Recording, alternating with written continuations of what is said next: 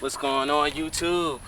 So, my name is CJ, and allow me to formally introduce my baby girl, SlowMoney.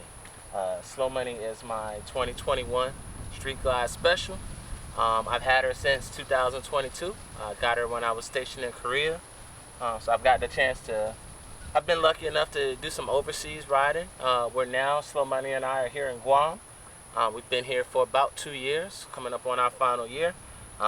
So I just wanted to take a time and actually introduce myself to my channel, and yeah, hopefully you guys like what you see as I work on my videos and my editing skills in the future. So stick around and yeah, rock with us.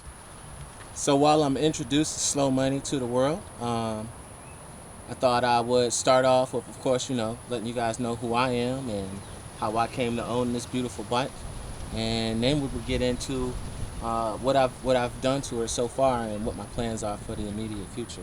So we're gonna start off up front. Of course, we got the LP6. I chose to go with the red LED backlight option just because, as you can see, I got the black and red theme going, and red being my favorite color. We've also got, for the driving lights, we've got the Zero, the TAC 10s. For the TAC 10s, I chose to get the optional yellow covers. So it's got the halo ring, and then of course I've got the switch so they're not constantly on. I can switch them on and off whenever I'd like to, whenever it gets dark, as if the LP6 doesn't make it bright enough. So on the go side, looking at performance, I've only done some basic things so far. We got the Screaming Eagle Heavy Breather Extreme. I've got a S&P Concepts 2-in-1 exhaust. We've also got a tune from Fuel Moto, and I'm also running the auto tune. So I took the can tune from Fuel Moto, and then I let the auto tuner so far clean it up just a little bit more, because I know that they do their best they can with can tunes, but can tunes are just that. It's not specific to each bike. So with me being so close to sea level, I thought it would be best that I go on ahead and try to run a couple auto tunes. I do plan on doing the wideband to go with my dyno jet and run a better auto tune, but for now, we're running it basically piggyback off the stock wideband, or the stock O2 sensors, and letting the computer make the best program that it can from there. So when it comes to the dress up side of the house, we got some FXR division T-bar style handlebars. I chose to go with the 14s. They fit me perfectly.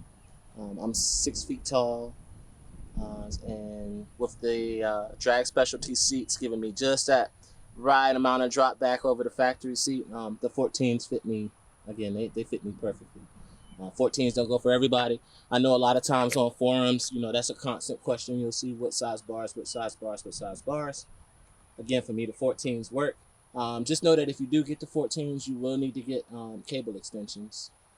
So don't forget to add that to your purchase. You will need a clutch cable extension, and you will need the plug-and-play wire harness extension. Also, if you're going to be doing anything with bars while you're in there, especially if you've got a cable clutch M8, I definitely recommend that you go with the Fatbagger's easy adjustment tool. The factory Harley clutch adjuster is prone to breaking.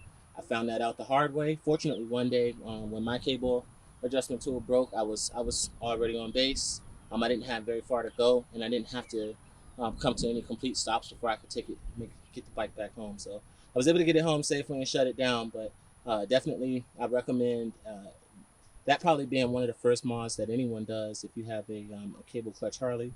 Go with the Fatbagger's easy clutch adjustment modification piece. We've also got some crash bars, and then I've got the cross thread cycles floorboards, front and rear.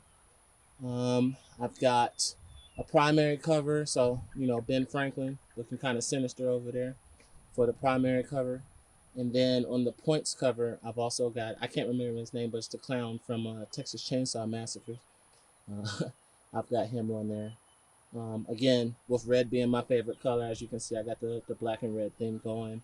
I have a CVO style Harley emblem. I've got black and red Buffini grips, Arlen Ness mirrors with the factory batwing fairing mirrors taken off and some plugs put in there.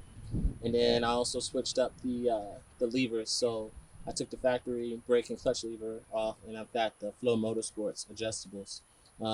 Those actually make a big difference in comfortability. They're very easy on the fingers. I can, for the most part, just 2 fingers is all I need to get all the leverage I need for the brake and the clutch power. And then you've also got the adjustability, so you can bring the levers in closer to you, or you can put them out further away from you if you've got bigger hands. My hands are pretty decent sized, so they're a little bit far away, but again, it's much better than factory. When it comes to the controls, we've got the entire Thrash and Supply kit. I found that it pretty much eliminated any of the problems I had with hunting for neutral. So again, if you've got an M8, really any M8, even the Softails, if you're having issues with finding neutral, I highly recommend the Thrash and Supply kit. Very reasonably priced, and everything got out here. Even though I'm all the way out in Guam, I got everything fairly quickly. I think everything I've ordered from Thrash and Supply, I've gotten within 5 days. And then circling back, just because I forgot to tell you guys where I got my crash bars from. The front and rear crash bars come from IMZZ Elite. Pretty good price on them. And then I've got the red accent rings. They threw those in for me for free. Again, shipping wasn't too terrible. I still got everything out here in a reasonable amount of time. It's just being the fact that I live in Guam right now, it does cost me a little bit of money to order some of this stuff. But we'll see, because I'm due to leave here soon. So maybe I go somewhere that I have an APO address, or even if I come back to the States, it won't cost me an arm and a leg to get all the things that I want for my bike. Another piece I forgot to mention with the lighting, we've got the custom dynamics all around. So the custom dynamics halo, switchback turn signals, so they're the white halo up front, which at nighttime I think it adds a nice little touch, especially looking at the bike coming in. I've got plenty of light. They actually cast a little bit of light too. But then when the turn signal is on, of course, they light up amber. And then coming around to the back,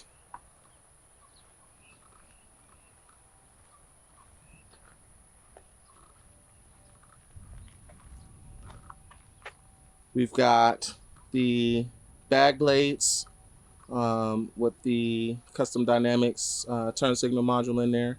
So they blink kind of sequential. And then I've got the LED tail lights, which again, they run red, but then when the turn signal's on, they're amber. And they also have a strobe function. So once I hit the brake, they'll flash for a couple seconds and then go solid.